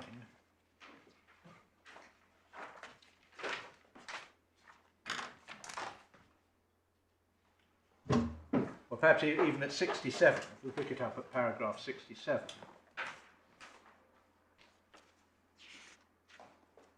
So after the discussion of why the FCA's previous view was wrong, Lord Justice Newey says at 67, we probably need to pick it up at the very end of 66, his conclusion is, advice on a SIP exchanging assets, neither of which is a specified investment, is not a regulated activity. Then at 67, that is not to say, however, that advice on the merits of an unregulated investment will necessarily be irrelevant to whether there's been a contravention of the general prohibition in a SIP context. In Burns, the upper tribunal referred to the possibility of the customer being advised on an indivisible package of rights. In a similar vein, Justice Ousley in Tenet Connect spoke of a single braided stream of advice being given about regulated and unregulated investments. Paragraph 68, I agree that advice on unregulated investments can potentially be material to whether, and if so, what advice is being given on specified investments. Whereas in Tenet Connect, someone lauds an unregulated investment which could be bought only by selling a specified one, he can fairly be regarded as advising on the merits of selling the specified investment, regardless of whether he voices criticisms of it. The advice on the new investment conveys the message that the existing one would be less good. And if we go to paragraph 79, when that approach is applied to the facts in Adams, in the present case, there's no dispute but that CLP encouraged Mr. Adams to invest in store pods. In so doing, it also, as it seems to me, encouraged him to sell his friend's life policy and to transfer the proceeds into a carry SIP. And at paragraph 82, summarising that line, in short, CLP's recommendation that Mr. Adams invest in store pods carried with it advised that he transfer out of his friend's life policy and put the money into a carry SIP. Investment in store pods may have been the ultimate objective, but it was to be gained by transferring out of the friend's life policy and into a carry SIP. And the analogy is, we would submit, obvious, but in any event, it is a decision reached by the judge in the Avacade case on the facts before him that this was to be treated all as a whole. When you say the analogy is obvious, the regulated activity in Adams was transfer out of a security because it was a personal pension plan, the financial life policy. Yes, but also into a SIP. Yes, but not at the investment end within the SIP, and that's distinct from our case because although there were a few personal policies which the clients of AA and Avacade were induced to part with, they were mostly occupational pensions, and you didn't put your case on the basis that step one. No. So that the regulated activity, as it were, in Adams, which was all bound up with the entry into the SIP, doesn't arise in the same way in this case. Well, not quite in the same way, although in both cases, at the point of wherever the pension money comes from, it goes into a SIP. And whether or not you're selling securities in order to do that, you're buying securities. So in a sense, with the four stages, thematically, one being coming out of the old pension, two going into the SIP, and then three getting rid of your cash and acquiring for the unregulated investment. In Adams, 1 and 2 are both caught because there's a selling of a security and a buying of a new one. But they are, in a sense, flip sides of the same transaction. And stage 2 it is the same. In fact, it's the earlier stage which is different in Adams. Yes, thank you. As against most of our cases. So we say that there is a similar analysis in our case.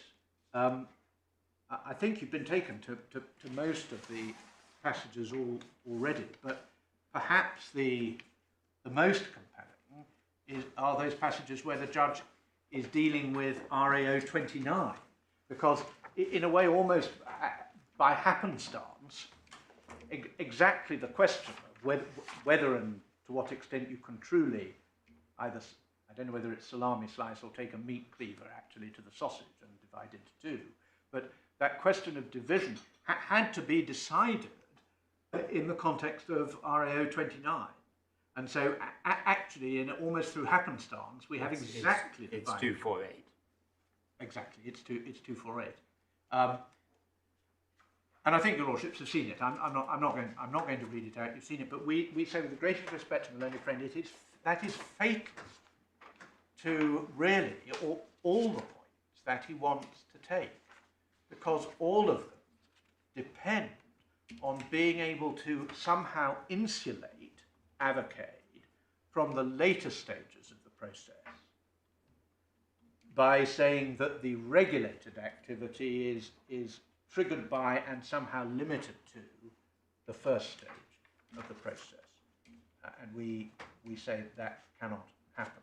If an investor holds a SIP with £1 million in it and has never come across Avacade before, and Avacade, an unregulated advisor, comes along and persuades the investor personally that investing in teak trees in Malaysia is absolutely the best thing to do, and the investor goes to his SIP provider and says, as he might be allowed to, I instruct you under the terms of our contract to invest in teak trees in Malaysia, organised by Mr. Avacade, and Mr. Avacade duly takes his large commission. Is there any claim that can be brought under the under FISMA against Avacade? That will be an issue perhaps in future proceedings. I don't think the answer to that is likely to be straightforward. And obviously there is some concern, therefore, about the Court of Appeal judgment in Adams and what ought to be. And did you intervene in Adams? Yes, we did, and I argued. Will you intervene if there is an appeal? Presumably you'll try. Yes, I mean the difficulty is, of course, we can't decide what points are appealed to the Supreme Court because we're not a party. So we may be stuck. But you've said enough. I mean, you say there is concern for the reasons I've given. By asking that question, there is an identified concern as to what might happen in a different situation from this case. Can I ask a further question, Mr. Vinell? Do you see any consequences, adverse consequences, unfair consequences of regarding these transactions as a seamless whole, as in Tenet Connect and Burns and this case and Adams, when the activity by itself at stage 4 is not regulated? So in other words, are there situations where it would be unjust to mulch the advisor because stage 1 was regulated when stage 4 was not? Well, there might be some, but of course there's a discretion under Section 382. Right. You have to have regard to the profits and losses. You're not needing to track them. Exactly. And you only get, I mean, Millennium Friend is right, you only get into 382 if as a result of the contraventions. So that's going to be your first port of call, but for someone trying to, if you like, break the chain of causation. If you can't break the chain of causation there, you would still be able to run a discretionary point if there was something about the circumstances that were unfair. Could I just ask a very basic question? Can't interveners appeal? I don't think so. No. No? Absolutely not. No.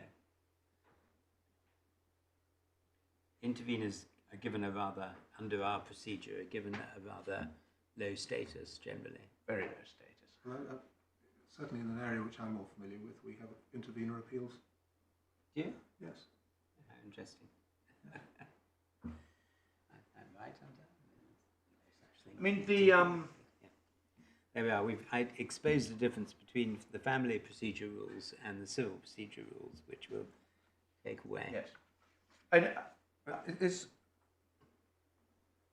Is the justification for treating a personal pension as itself a security and therefore something which is regulated, irrespective of whether it's then used to invest in unregulated investments such as wine or whatever?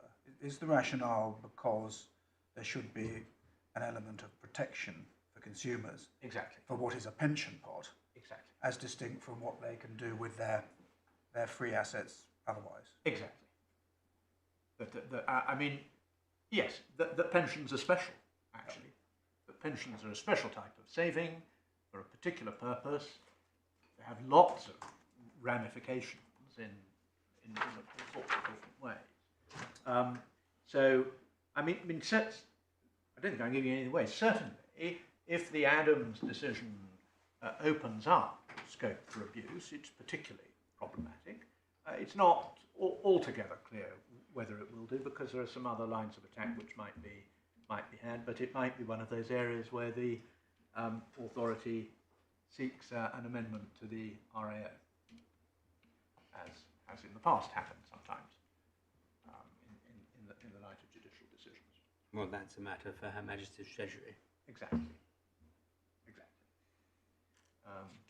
But you see, it's at least possible that the FCA could say that in the scenario which Your Lordship posited, Avacade is then making arrangements not for the investor to buy or sell securities, but for the SIP trustee to buy or sell securities.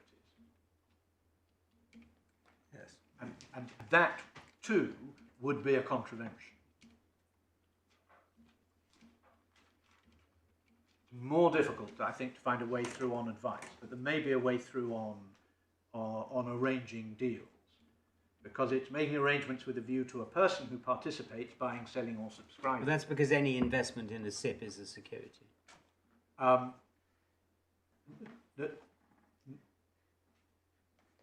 No, I'm positing where something. No, in a way that's really the problem, because not every investment Exactly. is ipso facto a security. Exactly. So in my So Lord's why- example, where it's trees, Yeah. and it's an unregulated investment, that route wouldn't be open to you. Well, the difficulty would be if it were unregulated to unregulated within the SIP. But if, on the other hand, if you've got, most people, the starting point would be in their SIP, they've got some shares. And if someone then tried to persuade them to give instructions to sell the shares and buy teak trees, there would clearly be a sale of the security, even though Adam says it's not it can't be them who's selling the security. That's what I'm It's a getting. sale by the pension administrator. Exactly. That still comes within Exactly. Article And that, 25. I think, could still come within RAO 25.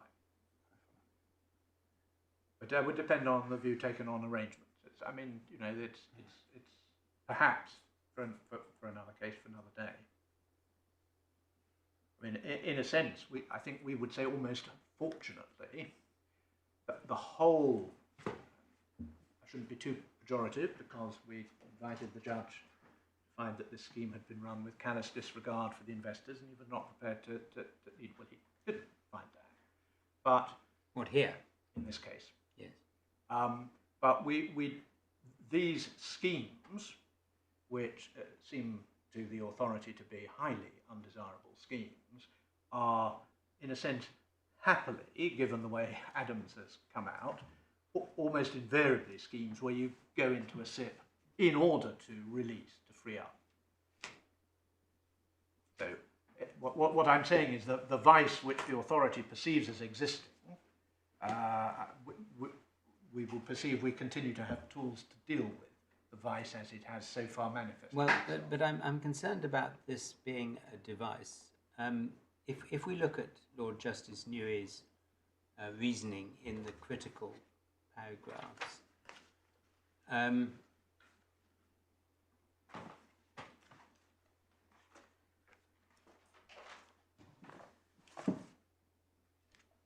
it's at 64, I suppose. Mr. Adams' rights under the SIP are not rights under a contract. A member of the Carey pension scheme enjoys his rights pursuant to the trusts, which provide for the scheme to be governed by the rules. It's true that the terms and conditions,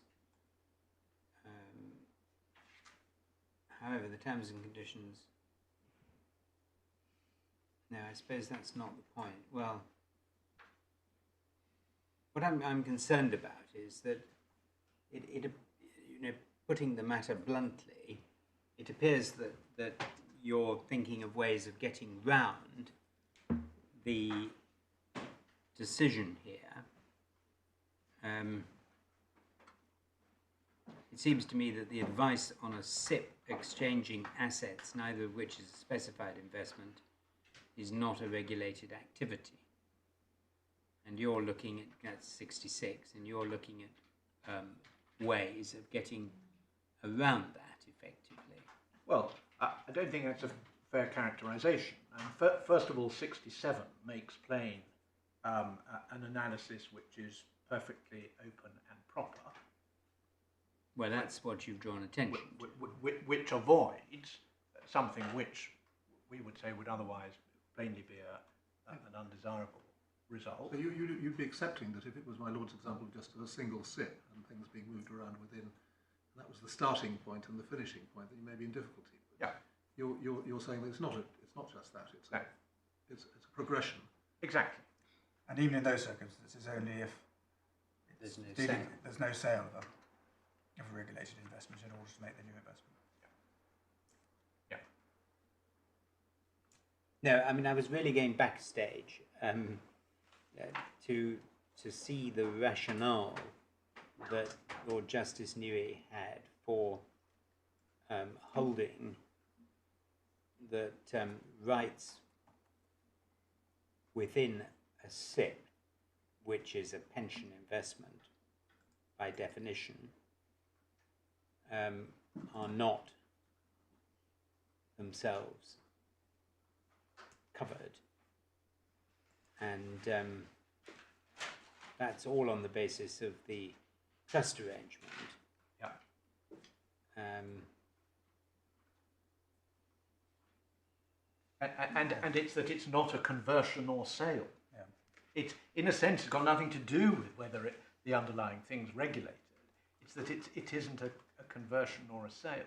Because your rights are simply your rights under the trust. Exactly. Merely because those are valued by reference to the underlying investment. Yes. Doesn't mean you're in any way exchanging, converting, or buying or selling those rights. Exactly. And that's why it leaves open the argument that where there is something which is itself a regulated investment, it is sold or bought. But not by the client. But not by the client. So why doesn't a SIP, I mean, I'm perhaps insufficiently familiar with the underlying nature of a SIP. I should be, because I think I have one, but I don't think I know its precise format. Is the SIP, the SIP provider, a trustee who holds the assets subject to a trust in my favour, or what? Well, I think there are, I'm afraid this is very much a pension specialist question. Yes. And I'm not. I think there can be two types. There can be contractually based arrangements or trust-based arrangements. But they'd always be trust-based, wouldn't they? Because the SIP provider is always going to be doing the investment as trustee. I mean, bound to be, isn't it? Or well, I think. I think, and again, I'm not the best person to make submissions on this, but I think that sometimes the schemes are couched as a trust and sometimes not. Indeed, I think somewhere there's. But I tell you the reason I'm sorry to bang on about this, and it's out of inadequate knowledge, so I don't want to waste too much time on it. But I am concerned to understand why the SIP itself, as a trust for pension purposes, is not itself a regulated investment. Oh, well, it is. It is. And that's so it's yes. So the point here was, I mean, I don't want to be pejorative, but the point here was a very small point, that even whilst the SIP itself is a regulated investment, so my investment in a SIP is always going to be a regulated investment because it's a pension investment covered by Article 87 or whatever it was. This is the point that, but if I instruct my trustee to do X or Y, sell or buy, that's a purely contractual arrangement between the trustee and the beneficiary, or a trustee beneficiary arrangement, which can't possibly amount to sale and purchase of securities, even if they are securities. Can't amount to a sale or purchase by Mr. Adams. By Mr. Adams. Yeah. Now, but you say if there is a sale from a regulated security to an unregulated security, that transaction is covered and regulated, of course, but is that beyond the SIP trustee?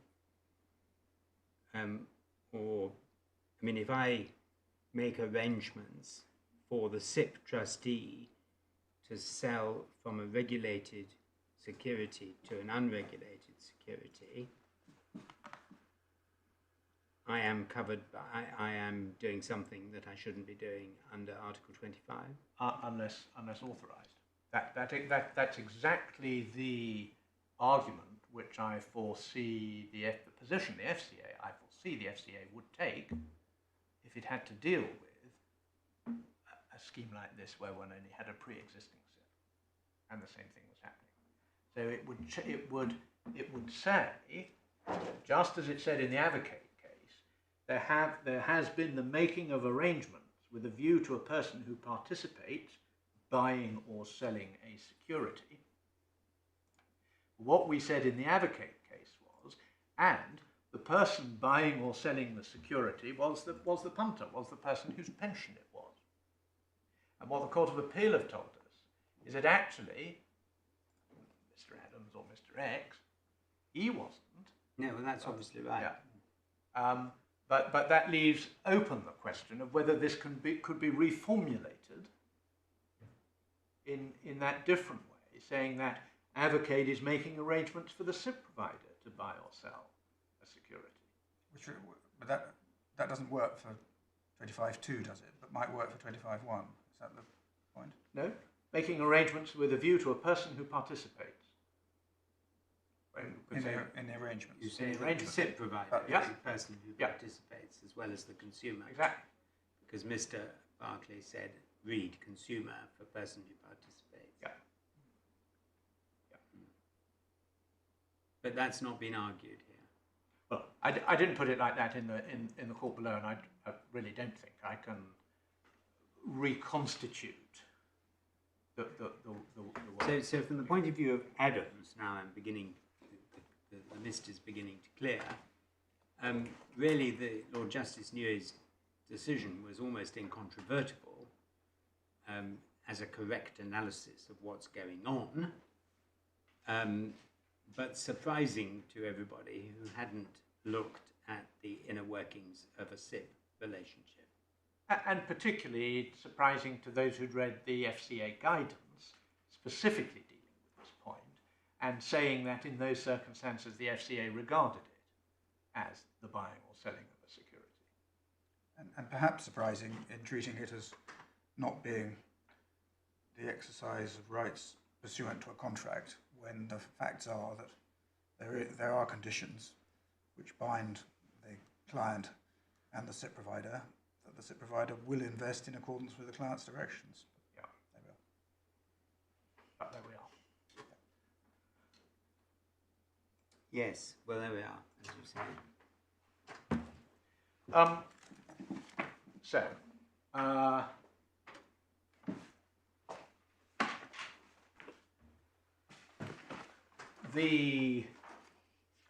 As I think I've already said when dealing with the consequences,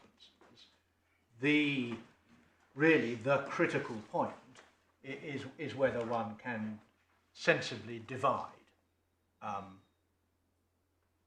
the SIP side of it from the investments made within the SIP, because if they are hermetically sealed, Adams makes a huge difference to the outcome, but if you can't, it makes no or virtually no difference to the outcome. So that's the essential question, it seems to us. It's the question which goes to the causation point on section 382, and it goes really to all of the other points. I've shown you what the judge said about that, and he had to deal with it explicitly in relation to RAO 29, and as your lordships have already said, there's no appeal against those findings of fact. And we will perhaps put it this way: if you look at the arrangements, not only would we say, are they to be treated as a whole, because they cannot work unless everything happens, but actually the very purpose of the arrangements is to achieve pension monies going into these high commission paying unregulated investments. And that, it seems to us, would make it highly artificial to cut off the first and necessary stage, that is to say going into the SIP, so as to give the freedoms, from the ultimate result, what I think the judge called the real prize. And the real prize, of course, for Avacade was the money going into the underlying investments. In truth, he says, 2485, in truth it was all one set of arrangements. Now, if that's right, and we say there can be no appeal against it, it just doesn't matter, save in some very constrained respects that Adams has said our stage 3 and 4 analysis was wrong.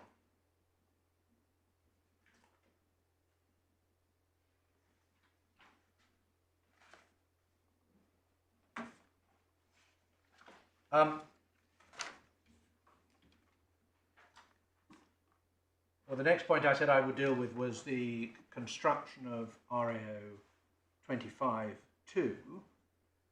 This is original grounds 1 to 3. Ground 1 is it said that the judge has been inconsistent in relation to the meaning of making arrangements. We really don't fully understand the criticism here. The gerund is the same in RAO 25.1 and 25.2. It's making arrangements, but the question is, are arrangements of the specified type being made?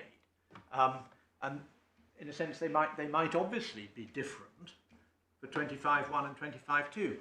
There will be some cases, you might say this is one of them, where both 25.2 and 25.1 are satisfied. Well, I was going to ask you why you hadn't relied on Article 25.1. Well,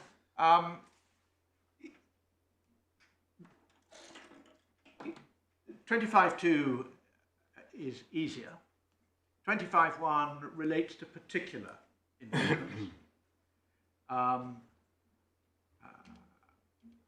And you might take the view that where, as regulator, you are interested in a scheme in which many people participate, and in which, although you may be able to get a handful of investors to come and give specific evidence about specific transactions, your better course is to look at making arrangements with a view. And does it follow from that when we get to Article to Section 382, we're not looking at a series of individual contraventions, we're looking at a scheme as being an arrangement? Is that why you put it on that basis, or well, does that not follow through? I don't think that necessarily follows, because you might say the same arrangements are made over and over again. It's the same array. With 382, you're also concerned with losses and profits, and you can only assemble those with regard to exactly individual cases. Exactly, but of course they're the summation of individual cases. Yes. But much easier, certainly if you might take, much easier for the authority to say, well, here's some arrangements, if you like. You could say it's a set of arrangements made over and over again, but it's almost a set of standing arrangements, which has the following consequences for a very large population of people. I follow that, but I wasn't quite sure how that tied in with your distinction between 25.1 and 25.2 of particular investments and scheme generally. I think all that I'm saying is there may be some things within 25.2 which clearly would not meet 25.1. That's all. In other words, it's not that 25.1 is a subset of 25.2. I don't think that necessarily follows.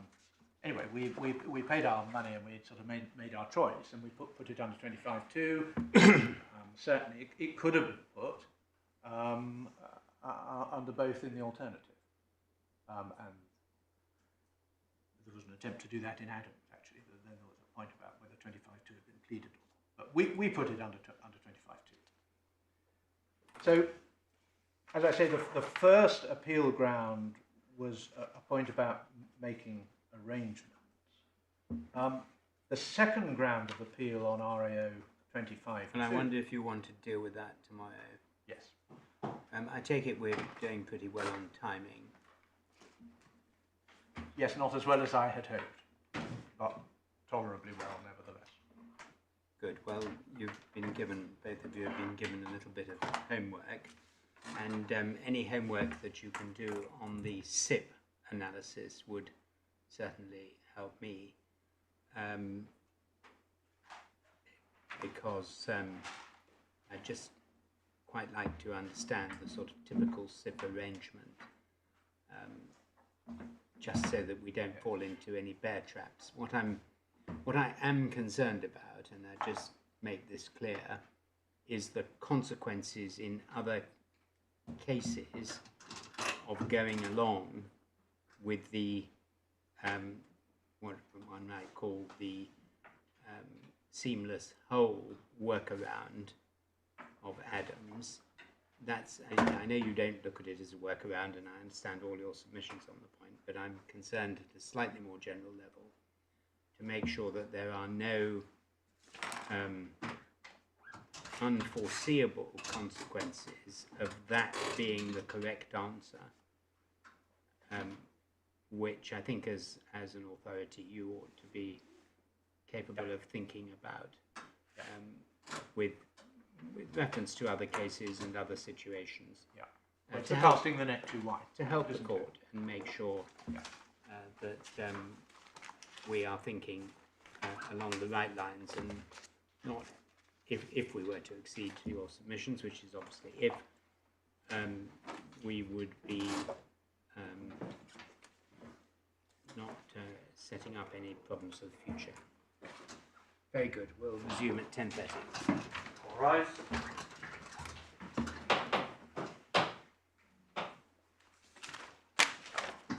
Perhaps you will make sure we get the materials that we've been sent electronically overnight.